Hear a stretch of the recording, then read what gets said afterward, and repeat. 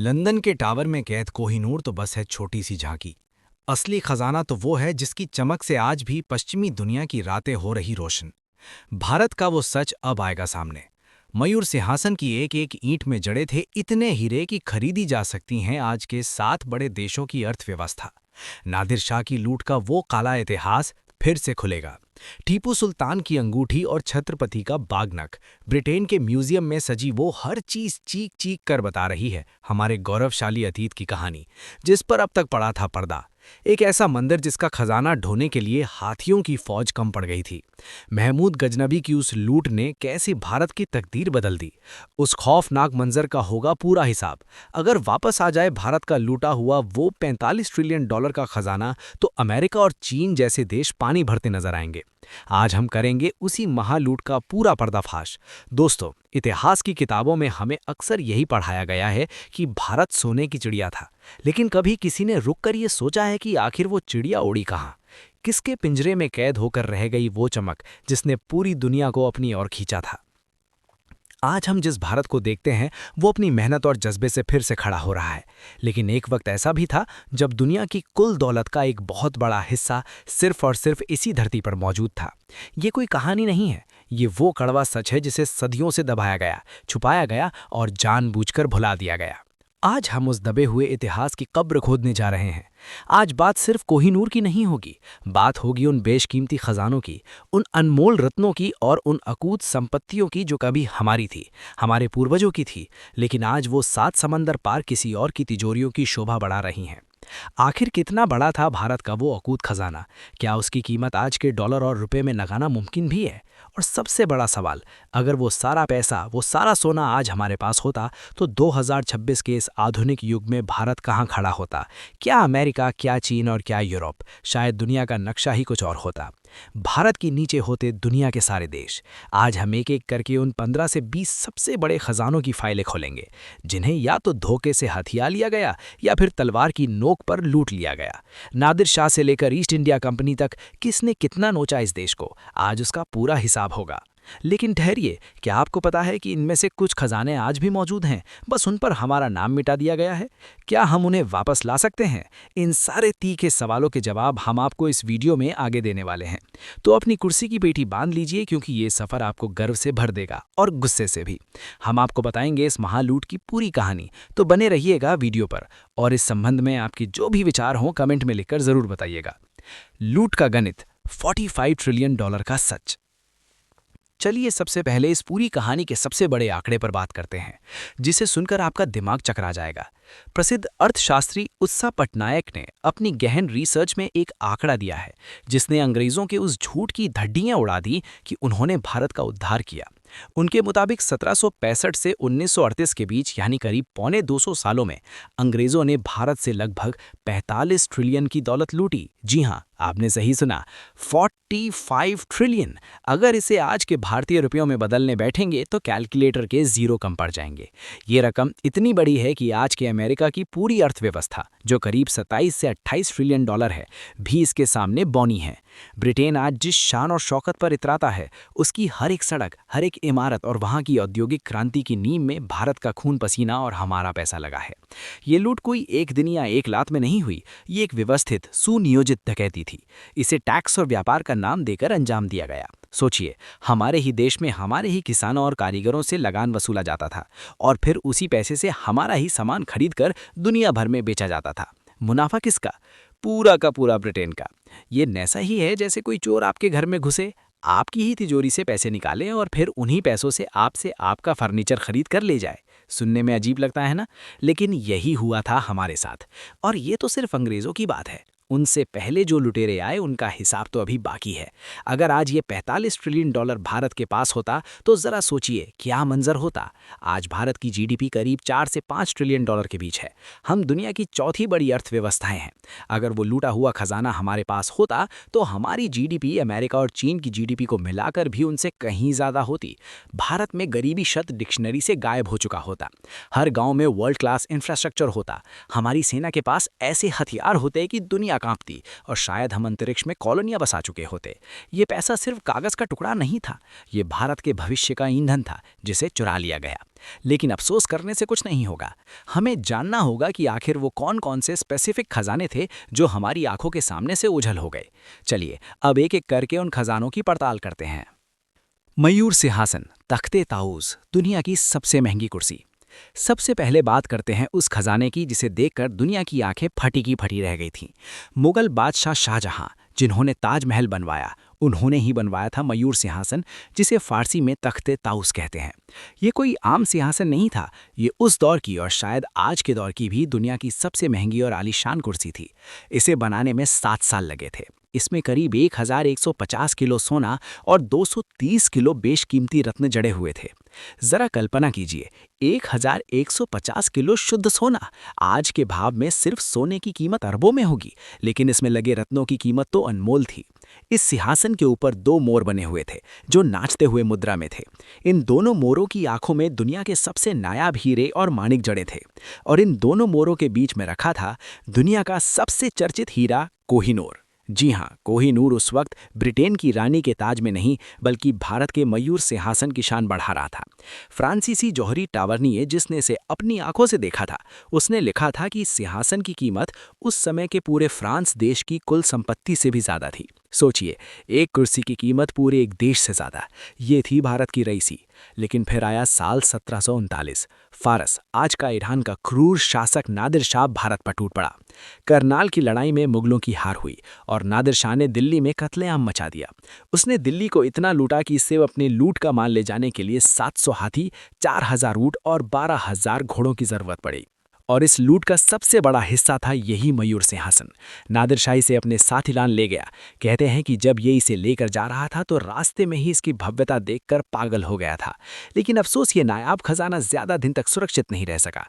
नादिर शाह की हत्या के बाद उसके अंगरक्षकों ने इस सिंहासन को तोड़ दिया और आपस में बांट लिया। आज मयूर सिंहासन का कोई वजूद नहीं है, लेकिन उसके टुकड़े और उसमें लगे रत्न आज भी दुनिया के अलग अलग कोनों में, शायद किसी ब्लैक मार्केट में या किसी गुप्त तिजोरी में कैद हैं।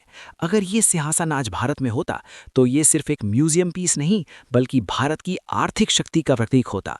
इसकी कीमत आज अरबों खरबों डॉलर में होती। कोहिनूर, शापित या शाश्वत। कोहिनूर, ये नाम सुनते ही हर भारतीय के दिल में एक अजीब सी टीस उठती है। ये सिर्फ एक हीरा नहीं है, ये भारत के स्वाभिमान का एक ऐसा टुकड़ा है जो हमसे छीन लिया गया। गोलकुंडा की खदानों से निकला ये हीरा कभी दुनिया का सबसे बड़ा हीरा था। इसका सफर इतना खूनी और इतना लंबा है कि इस पर पूरी एक फिल्म बन सकती है। काकतीय वंश के राजाओं से लेकर मुगलों तक और फिर मुगलों से नादिर शाह तक ये हीरा जिसके पास भी गया उसका विनाश ही लेकर आया। इसीलिए इसे शापित भी माना जाता है। लेकिन ये शाप शायद सिर्फ पुरुषों के लिए था, क्योंकि आज ये ब्रिटेन की महारानी के ताज की शोभा बढ़ा रहा है। नादिर शाह के बाद ये हीरा अफगानिस्तान पहुंचा, फिर वहां से पंजाब के शेरे पंजाब महाराजा रंजीत सिंह के पास आया। रंजीत सिंह ने इसे अपनी बाह पर बांधा और इसे वापस भारत ले आए। जब तक रंजीत सिंह जिंदा थे, अंग्रेजों की हिम्मत नहीं हुई कि वो पंजाब की तरफ आंख उठाकर भी देख सके। लेकिन उनकी मौत के बाद अंग्रेजों ने धोखे से पंजाब पर कब्जा कर लिया और फिर हुई इतिहास की सबसे शर्मनाक घटना। 1849 में अंग्रेजों ने 10 साल के छोटे से बच्चे महाराजा दिलीप सिंह को डरा धमकाकर एक संधि पर हस्ताक्षर करवाए और उनसे कोहिनूर उपहार के तौर पर ले लिया। सोचिए, एक बच्चे से उसका खिलौना छीनना भी पाप है, यहाँ तो पूरे देश की विरासत छीन ली गई और उसे गिफ्ट के नाम दे दिया गया। आज ये हीरा लंदन के टावर में कैद है। अंग्रेज कहते हैं कि ये उन्हें कानूनी तौर पर मिला है, लेकिन सच्चाई तो ये है कि ये दिन दहाड़े की डकैती थी। आज इसकी कीमत का अंदाजा लगाना भी मुश्किल है। कुछ विशेषज्ञ कहते हैं कि इसकी कीमत 200 मिलियन है, तो कुछ कहते हैं कि ये अनमोल है। लेकिन बात कीमत की नहीं, बात हक की है। ये हीरा हमारी मिट्टी से निकला है, हमारे राजाओं की अमानत है। जब भी भारत इसे वापस मांगता है, ब्रिटेन कोई ना कोई बहाना बना देता है। लेकिन 2026 का भारत अब चुप बैठने वाला नहीं है। कूटनीतिक दबाव बढ़ रहा है और वो दिन दूर नहीं जब कोहिनूर को उसके असली घर लौटना ही पड़ेगा। टीपू सुल्तान की अंगूठी और बाग, मैसूर का लुटा हुआ गौरव। अब चलते हैं दक्षिण भारत की ओर, मैसूर के शेर टीपू सुल्तान के दरबार में। टीपू सुल्तान वो योद्धा थे जिन्होंने अंग्रेजों के दांत खट्टे कर दिए थे। वो जानते थे कि अंग्रेज सिर्फ व्यापारी नहीं, लुटेरे हैं। लेकिन सन 1799 में श्रीरंगपट्टनम की लड़ाई में टीपू सुल्तान की शहादत के बाद अंग्रेजों ने मैसूर को जिस तरह लूटा, वो किसी गिद्ध के नोचने जैसा था। कर्नल आर्थर वेलेस्ली, जो बाद में ड्यूक ऑफ वेलिंगटन बना, के नेतृत्व में ब्रिटिश सैनिकों ने टीपू के महल में घुसकर जो तांडव मचाया, वो इतिहास के पन्नों पर काला धब्बा है। टीपू सुल्तान की एक बहुत ही खास अंगूठी थी जिस पर राम लिखा हुआ था। जी हाँ, एक मुस्लिम शासक की अंगूठी पर हिंदू देवता का नाम, जो उस समय की गंगा जमुनी तहजीब की मिसाल थी। अंग्रेज उस अंगूठी को भी नहीं छोड़े, वे इसे उतार ले गए। आज वो अंगूठी कहाँ है? किसी ब्रिटिश नीलामी घर में या किसी प्राइवेट कलेक्टर की तिजोरी में। इसके अलावा टीपू सुल्तान का एक मशहूर यांत्रिक बाघ मैकेनिकल टाइगर था। ये एक ऐसा खिलौना था जिसमें एक बाघ एक अंग्रेज सिपाही को दबोचे हुए था और उसमें चाबी भरने पर बाघ के दहाड़ने और सिपाही के चीखने की आवाज आती थी। ये टीपू के अंग्रेजों के प्रति नफरत और उनके प्रतिरोध का प्रतीक था। अंग्रेज इसे भी उठा ले गए और आज ये लंदन के विक्टोरिया एंड एल्बर्ट म्यूजियम में रखा है। सिर्फ यही नहीं, टीपू की तलवार, उनके वस्त्र, उनके सिंहासन के टुकड़े, सब कुछ लूट लिया गया। एक अनुमान के मुताबिक टीपू के खजाने से इतना सोना और जवाहरात मिले थे कि उन्हें बांटने के लिए ब्रिटिश सैनिकों ने अपने हेलमेट का इस्तेमाल किया था। जो सिपाही कल तक कंगाल थे, वो एक ही रात में अमीर हो गए। मैसूर की ये लूट भारत के इतिहास की सबसे बड़ी त्रासदियों में से एक है। अगर वो संपदा आज मैसूर या कर्नाटक राज्य के पास होती, तो वहां के विकास की कहानी कुछ और ही होती। ये सिर्फ धन की हानि नहीं थी, ये हमारे स्वाभिमान पर चोट थी, जिसे भरने में सदियों लग गए। हैदराबाद के निज़ाम का खजाना, दुनिया का सबसे अमीर आदमी की दौलत। जब हम अमीरी की बात करते हैं तो हैदराबाद के निज़ाम मीर उस्मान अली खान का नाम सबसे ऊपर आता है। 1940 के दशक में टाइम मैगजीन ने उन्हें दुनिया का सबसे अमीर आदमी घोषित किया था। उनकी दौलत का अंदाज़ा आप इसी बात से लगा सकते हैं कि वो 185 कैरेट के जैकब डायमंड को, जो उस समय दुनिया के सबसे बड़े हीरो में से एक था, एक पेपर वेट की तरह इस्तेमाल करते थे। जी हाँ, जिस हीरे के लिए लोग जान देने को तैयार थे, वो निज़ाम की मेज़ पर कागज़ दबाने के काम आता था। निज़ाम के पास मोतियों, हीरों, पन्ना और माणिक का इतना विशाल संग्रह था कि उसे गिनने में महीनों लग जाते। उनके पास अपने खुद के टकसाल थे, अपनी रेलवे थी, अपनी एयरलाइन थी। लेकिन जब भारत आज़ाद हुआ और हैदराबाद का विलय भारत में हुआ, तो इस खजाने का एक बड़ा हिस्सा रहस्यमयी तरीके से गायब हो गया। कुछ हिस्सा तो भारत सरकार के पास आया, जिसे आज हम आरबीआई की तिजोरियों में सुरक्षित मानते हैं। लेकिन एक बहुत बड़ा हिस्सा, खासकर जो लंदन के बैंकों में जमा था, उसे लेकर कानूनी लड़ाइयाँ चलती रहीं। हालांकि निज़ाम का खजाना अंग्रेज़ों ने सीधे तौर पर युद्ध में नहीं लूटा, लेकिन औपनिवेशिक काल के दौरान जिस तरह से हैदराबाद की अर्थव्यवस्था को निचोड़ा गया, वो भी एक तरह की लूट ही थी। इसके अलावा 1948 के आसपास की उथल-पुथल में कई बेशकीमती जेवर और प्राचीन वस्तुएं तस्करी के जरिए देश से बाहर भेज दी गई। आज भी अंतर्राष्ट्रीय बाजारों में अक्सर हैदराबादी ज्वेलरी की नीलामी होती है और हम बस देखते रह जाते हैं। जैकब डायमंड गनीमत है कि भारत सरकार के पास है, लेकिन निज़ाम के खजाने का कुल मूल्य आज की तारीख में ट्रिलियंस में होता। ये वो पैसा था जो भारत की धरती से निकला था, लेकिन इसका पूरा फायदा भारत के आम लोगों को कभी नहीं मिल पाया। सोमनाथ मंदिर, आस्था और सोने की वो लूट। अब हम थोड़ा और पीछे चलते हैं, इतिहास के उस दौर में जब लुटेरे समुद्र के रास्ते नहीं बल्कि जमीन के रास्ते आए थे। बात हो रही है गुजरात के सोमनाथ मंदिर की। ये मंदिर सिर्फ आस्था का केंद्र नहीं था, बल्कि ये भारत की समृद्धि का प्रतीक था। मंदिर के खंभे सोने के थे, घंटियां सोने की थीं और मूर्ति के नीचे अथाह खजाना दबा हुआ था। कहते हैं कि मंदिर में इतने रत्न जड़े थे कि रात में वहां दीपक जलाने की जरूरत नहीं पड़ती थी, रत्नों की चमक से ही रोशनी हो जाती थी। साल 1025 में महमूद गजनवी ने इस मंदिर पर हमला किया। यह हमला धर्म के नाम पर किया गया था, लेकिन असली मकसद था लूट। गजनवी ने मंदिर को तोड़ा और वहां से इतना सोना चांदी लूटा कि उसके ऊंट और घोड़े कम पड़ गए। ऐतिहासिक दस्तावेजों के मुताबिक गजनवी अपने साथ करीब 20 मिलियन दिनार, उस समय की मुद्रा की संपत्ति ले गया था। अगर हम आज के सोने के भाव से इसकी तुलना करें तो ये रकम खरबों रुपयों में बैठेगी। उसने मंदिर के छप्पर, दरवाजे, खंबे सब कुछ उखाड़ लिया। यहाँ तक कि जो चंदन के दरवाजे थे, उन्हें भी वह अपने साथ गजनी, अफगानिस्तान ले गया। ये सिर्फ एक बार की बात नहीं थी। सोमनाथ को इतिहास में 17 बार लूटा गया और हर बार भारत ने उसे फिर से खड़ा किया। ये हमारी जिजीविषा का प्रतीक है। लेकिन जरा सोचिए, अगर वो सोना, वो अपार धन भारत में ही रहता, तो गुजरात और पूरे पश्चिमी भारत का आर्थिक ढांचा कैसा होता। गजनबी की उस लूट ने भारत के पश्चिमी तट की अर्थव्यवस्था को कई दशकों तक पीछे धकेल दिया था। वो खजाना गजनी में जाकर महलों और मस्जिदों को सजाने में लग गया, जबकि उसका असली हकदार भारत का आम नागरिक और भक्त था। आज सोमनाथ फिर से भव्य रूप में खड़ा है, लेकिन वो मूल खजाना, वो सदियों पुरानी विरासत हमेशा के लिए खो गई। शाहजहां का वाइन कप और मुगलिया जवाहरात। मुगलों की रईसी के किस्से तो आपने बहुत सुने होंगे, लेकिन उनकी व्यक्तिगत विलासिता की चीज़ें भी लूट का शिकार हुईं। लंदन के विक्टोरियन एल्बर्ट म्यूजियम में एक बहुत ही खास प्याला रखा है, शाहजहां का वाइन कप। ये सफ़ेद नीफ्राइट जेड पत्थर से बना है और इस पर इतनी बारीक नक्काशी है कि उसे देखकर आज के मशीनी युग के इंजीनियर भी हैरान रह जाएं। ये कप 1657 में बनाया गया था। इसके नीचे कमल के फूल जैसी आकृति है और हैंडल पर बकरी का सिर बना है। ये कला का एक अद्भुत नमूना है। कर्नल चार्ल्स सेटन गुथरी, जो 19वीं सेंचुरी में भारत आया था, उसने इसे हासिल किया, लूट लिया, यह बहुत कम दाम में हड़प लिया और ब्रिटेन ले गया। आज इसकी कीमत करोड़ों में है। ऐसे ही मुगल बादशाह जहांगीर के खजाने से भी कई चीज़ें गायब हुईं। 17वीं सेंचुरी में मुगल दरबार दुनिया का सबसे अमीर दरबार था। यूरोपीय यात्री जब वहां आते थे तो उनकी आंखें चौंधियां जाती थीं। सर टॉमस रो, जो जहांगीर के दरबार में आया था, उसने लिखा था कि बादशाह जिस तराजू में तुलते थे वो सोने का होता था और उन्हें हीरे जवाहरात, सोने, चांदी और रेशम से तौला जाता था। वो सारा खजाना कहाँ गया? वो धीरे धीरे ईस्ट इंडिया कंपनी के अधिकारियों की जेबों में, उनके घरों में और अंततः ब्रिटिश खजाने में समा गया।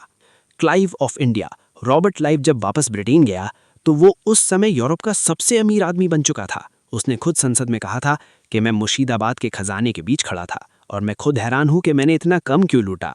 ये थी उन लुटेरों की मानसिकता। अमरावती मार्बल्स और बौद्ध अवशेष, पत्थरों की चोरी। लूट सिर्फ सोने चांदी की नहीं हुई, हमारी संस्कृति और कला की भी हुई। आंध्र प्रदेश का अमरावती स्तूप, जो 2000 साल पुराना बौद्ध स्मारक था, उसकी नक्काशीदार संगमरमर की पट्टियां, बाबल्स, बेमिसाल थीं।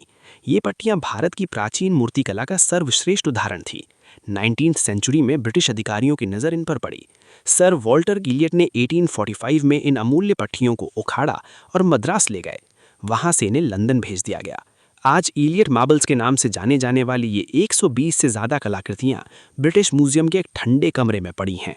ये वो पत्थर हैं जो हमारे पूर्वजों की कहानियां सुनाते हैं, जो भगवान बुद्ध के जीवन को दर्शाते हैं। इन्हें वहाँ सजावट की तरह रखा गया है, जबकि इनका असली घर अमरावती है।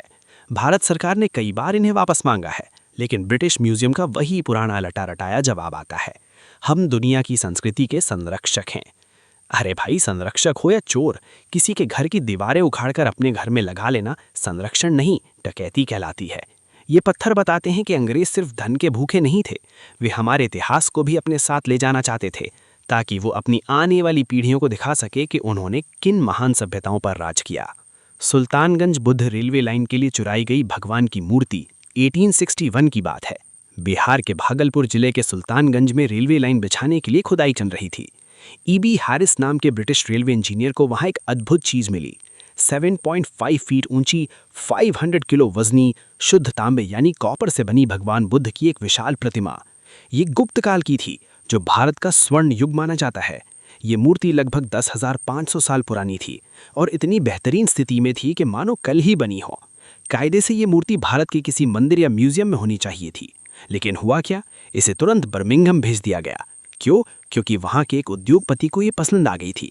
आज ये बर्मिंघम बुद्धा के नाम से वहां के म्यूजियम की सबसे बड़ी आकर्षण है। वहां के लोग इसे देखने के लिए टिकट खरीदते हैं, पैसा कमाते हैं और हम बस फोटो देखकर खुश हो लेते हैं। सोचिए, हमारे भगवान, हमारी श्रद्धा, हमारी कला, सब कुछ उनका मुनाफा कमाने का जरिया बन गया। ये मूर्ति सिर्फ धातु का टुकड़ा नहीं थी, ये उस समय की भारतीय धातु विज्ञान, मेटलॉजी का चमत्कार थी। 1500 साल तक जमीन के नीचे दबे रहने के बावजूद इसमें जंग नहीं लगा था। ये तकनीक हमारे पास थी, जिसे दुनिया ने चुराया और आज हमें ही विज्ञान सिखाते हैं। महाराजा रंजीत सिंह का स्वर्ण सिंहासन, पंजाब की शान। वापस चलते हैं पंजाब। महाराजा रंजीत सिंह का दरबार, जिसे लाहौर दरबार कहा जाता था, अपनी भव्यता के लिए मशहूर था। महाराजा एक विशेष सुनहरे सिंहासन, गोल्डन थ्रोन पर बैठते थे। ये सिंहासन लकड़ी का बना था, लेकिन उस पर सोने की मोटी परत चढ़ी हुई थी और इसे एक सुनहरे कमल के फूल के आकार में बनाया गया था। ये कलाकारी का एक बेजोड़ नमूना था। महाराजा रंजीत सिंह को सादगी पसंद थी। वे अक्सर जमीन पर बैठते थे, लेकिन राज्य की गरिमा दिखाने के लिए उन्होंने ये सिंहासन बनवाया था। जब अंग्रेजों ने पंजाब पर कब्जा किया तो कोहिनूर के साथ साथ वे सिंहासन को भी नहीं भूले। इसे लॉर्ड डलहौजी ने अपने कब्जे में लिया और लंदन भेज दिया। आज ये सिंहासन भी विक्टोरियन अल्बर्ट म्यूजियम में रखा है। जब भी कोई सिख या भारतीय वहां जाता है और अपनी विरासत को कांच के पीछे कैद देखता है तो उसका खून खौल उठता है। ये सिंहासन पंजाब की संप्रभुता और शक्ति का प्रतीक था, जिसे एक म्यूजियम पीस बनाकर रख दिया गया। अगर ये आज अमृतसर के स्वर्ण मंदिर या किसी भारतीय म्यूजियम में होता तो ये हमारी आने वाली पीढ़ियों को ये याद दिलाता कि एक समय ऐसा भी था जब पंजाब की तलवार के आगे पूरी दुनिया झुकती थी। आज का सवाल, क्या वापस आएगा हमारा गौरव? दोस्तों, ये लिस्ट बहुत लंबी है। बड़ौदा का पर्ल कारपेट, मोतियों का कालीन, शिवाजी महाराज की भवानी तलवार जिस पर विवाद है लेकिन कई मानते हैं कि वो भी लंदन में है, और अनगिनत पांडुलिपियां, मूर्तियां और खजाने। एक अनुमान के मुताबिक भारत से लूटी गई कलाकृतियों की संख्या 1 लाख से भी ज्यादा है, जो दुनिया भर के म्यूजियम्स और प्राइवेट कलेक्शंस में पड़ी है। आज जब हम 2024 में खड़े हैं, भारत एक सुपर पावर बनने की ओर अग्रसर है। हमारी सरकार ने रिपैट्रिएशन यानी अपनी धरोहर को वापस लाने की मुहिम छेड़ रखी है। कुछ मूर्तियां वापस आई भी हैं, जैसे ऑस्ट्रेलिया से, अमेरिका से। लेकिन जो बड़े खजाने हैं, कोहिनूर मयूर सिंहासन के टुकड़े, सुल्तानगंज बुद्ध, इन पर अभी भी कुंडली मारकर बैठे हैं ये देश। ये 45 ट्रिलियन डॉलर की लूट सिर्फ एक आंकड़ा नहीं है, ये हमारे पूर्वजों के खून, पसीने और आंसुओं का हिसाब है। ये वो दौलत थी जिससे हमारे स्कूल बन सकते थे, अस्पताल बन सकते थे। आज अगर हम विकासशील देश हैं तो उसकी एक बड़ी वजह ये ऐतिहासिक डकैती है। लेकिन एक बात याद रखिएगा, दौलत चुराई जा सकती है, हुनर नहीं। आज भारत फिर से अपनी मेहनत के दम पर दुनिया की अर्थव्यवस्था में अपना लोहा मनवा रहा है। वे हमारा सोना ले गए, लेकिन हमारा सुनहरा भविष्य नहीं ले जा सके। अब सवाल ये है कि क्या हमें इन खजानों को वापस मांगना चाहिए? क्या ब्रिटेन और बाकी देशों को हर्जाना देना चाहिए? या फिर हमें अपने भविष्य पर ध्यान देना चाहिए और अतीत को भूल जाना चाहिए? क्या आपको लगता है कि कोहिनूर कभी भारत वापस आएगा? अपनी राय कमेंट में ज़रूर लिखें। ये लड़ाई सिर्फ सरकार की नहीं, हम सब की है, अपनी पहचान को वापस पाने की लड़ाई। अगले वीडियो में हम बात करेंगे एक ऐसे भारतीय अकेले की जिसके तहखानों में आज भी अरबों का खजाना दबा होने का दावा किया जाता है और सरकार भी वहां जाने से डरती है। वो रहस्य क्या है? जानने के लिए चैनल को सब्सक्राइब करें और बेल आइकन दबाएं।